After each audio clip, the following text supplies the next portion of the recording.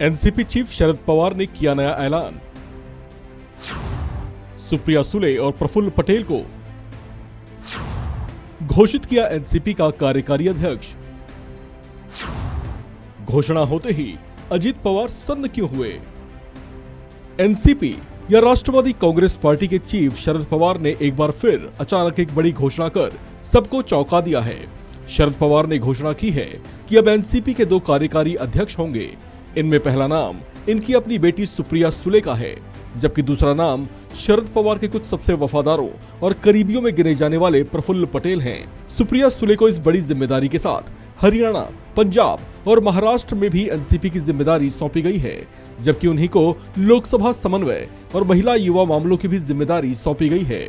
जबकि पार्टी के दूसरे कार्यकारी अध्यक्ष प्रफुल्ल पटेल को मध्य प्रदेश, राजस्थान और गोवा राज्य में भी एनसीपी की जिम्मेदारी सौंपी गई है। ये घोषणा उन्होंने पार्टी पदाधिकारियों को अपने संबोधन के दौरान की।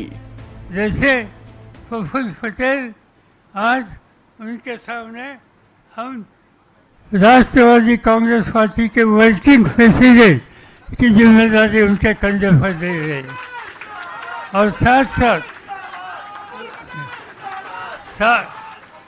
साथ उनके पास मध्य प्रदेश, गुजरात, राजस्थान, झारखंड, गोवा राज्यसभा का काम और इन राज्यों की जिम्मेदारी उनके कंधे पर दे रहे।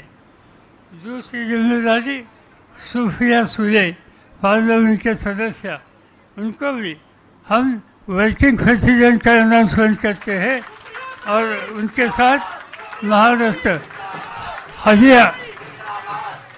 हरियाणा, पंजाब, महिला, युवती एंड लोकसभा का कोऑर्डिनेशन, ये काम उनके ऊपर रखते हैं।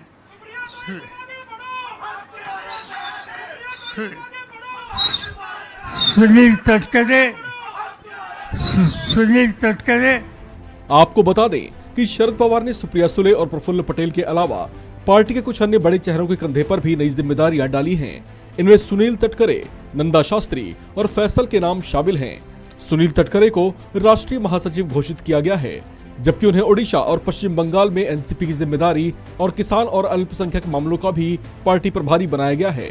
नंदा शास्त्री को दिल्ली का एनसीपी प्रदेश अध्यक्ष घोषित किया गया है, जबकि फैसल को तमिलनाडु, तेलंगाना और केरल राज्य में एनसीपी की जिम्मेदारी सौंपी गई है।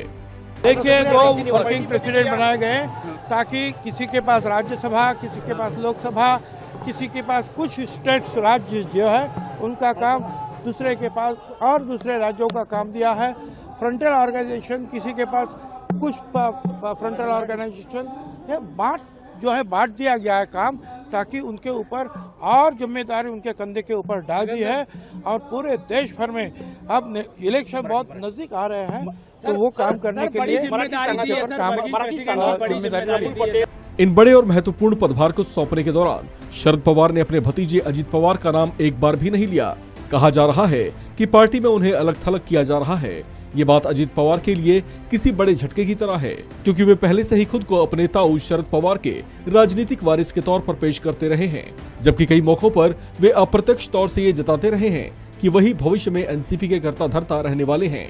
हालांकि एनसीपी चीफ शरद पवार का रवैया उन्हें जिस तरह से हाशिए पर ले आया है, उसे देखकर तो ऐसा ही लग रहा है कि उनका पार्टी से पत्ता कट ही है। अब वे ऐसा खुद करते हैं या फिर पार्टी से उन्हें रुखसत किया जाता है, वो भविष्य बताएगा। फिलहाल वे शरद पवार की इस नई घोषणा और सुप्रिया सुले और प्रफुल्ल पटेल को कार्यकारी अध्यक्ष बनाए जाने के फैसले पर सन्न बताए जा रहे हैं। इस खबर में फिलहाल इतना ही। बाकी अपडेट्स के लिए बने रहिए वन इंडिया हिंदी के साथ।